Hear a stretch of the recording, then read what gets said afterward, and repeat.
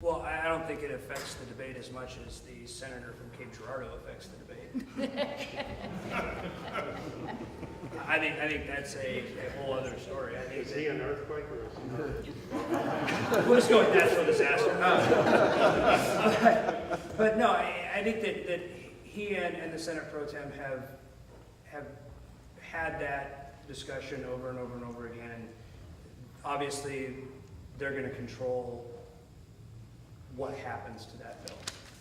I think that obviously what happened in Japan and what's going on in Japan is very unfortunate, and I think that we need to have a discussion about how our early site permit process and what would come out of that differs from what's going on in Japan. But I think that the Senate committee that's dealing with that has far more to do with what happens to that bill than anything that's going on in the world right now. Is it a bill that you or your caucus support? I think that we'll take a look at what we actually end up seeing out of that committee before we have that discussion, or what we see as far as coming out of our committees and gets to the floor before we're going to take positions on exactly what. I know that not even all of the folks that are talking about wanting the early site permit are in agreement on what bills would be good and what different things that are being talked about as far as changes go actually help us there. But I think that we definitely do have to have a conversation about what happens as far as our energy policy goes in the state when you have coal plants that are 43 years old at average. They're well beyond the time that they were designed to be out there.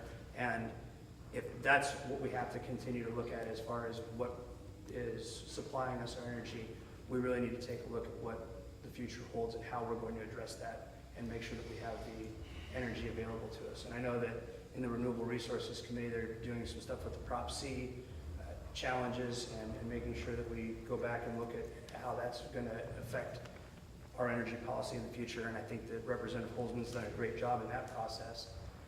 And I hope that we can have the same type of substantive discussion on what happens with the early site permit and allow us to get to some place that gets us a responsible energy future. When you say, just to clarify, when you say needing a discussion on the early site permit and its process, in light of what's happened in Japan or just in general? I think in light of what's happened in Japan, but also in light of what the gamesmanship over in the Senate has been on the bill as it stands now. There are about, I think, what the marathon hearing had set 3 or 4 different bills that they heard inside that committee. I think figuring out what is palatable to all the parties involved is going to be key in this whole process. There hasn't been much talk yet about passing an ethics bill this session. Do you expect the push during the second half of the session? Well, I think we obviously had a huge ethics bill that came before us last time. It was a start, but it was didn't have everything that everybody wanted in it. I know that we have addressed early on in Jason Smith's bill about the changes that need to be made for people that were drawn out of that bill as far as the statutory governance of their organization, different things like that we'll put in there. I think that if we have some discussion about ethics in general, I think the first thing we need to start talking about is campaign finance loans. Because I think if you see the hundreds of thousands of dollars in single checks that have been written, it does give somebody pause as to what's going on. It doesn't seem like that's going to have any chance of flying with the large GOP majority. That's unfortunate. It just really is unfortunate that you can give more to a state representative than you can give to the President of the United States. What concerns do you have about redistricting? And does the fact that the Democratic minority is strong make it a more difficult task for you? No, I think that when you look at the redistricting process, as far I take it you're talking about congressional redistricting. Yes.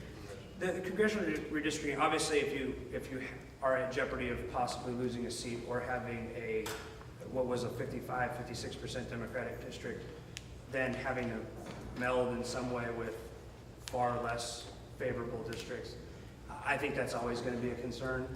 I think that we have protections whether it be the Voting Rights Act, all those different things that we have to take a look at as far as the federal laws go. I think there are protections there that make sure that the process is balanced and fair and open. And I think that once we see what comes out of the first draft of the plans, and I know that all the congressional members are talking, and obviously if Congressman Aiken is actually going to make a Senate run, that might change the dynamic a little bit as far as how his district looks. I don't know for sure until we start looking at the drafts how big of a concern it's going to be, but anytime you're at risk of losing a seat, that is a concern. Are you worried about time? Is it, I don't know, about 6 weeks? Is that a big agenda item to get done in a short amount of time? If our congressional members were not talking to each other, I would be concerned, but I know that our congressional members have been discussing how to try to move some of the boundaries around. And the fact that they are in open contact with each other does make that process a little bit easier to deal with.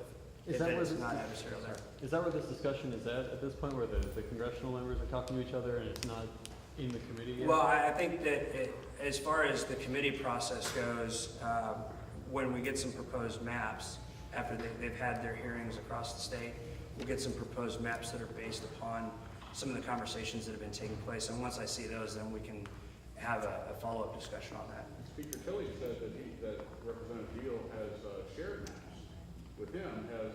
Have these maps been shared with any members of the minority on the committee? I don't know if respective members have gone and asked about their congressional maps, but it is good to be speaker and put him into that spot.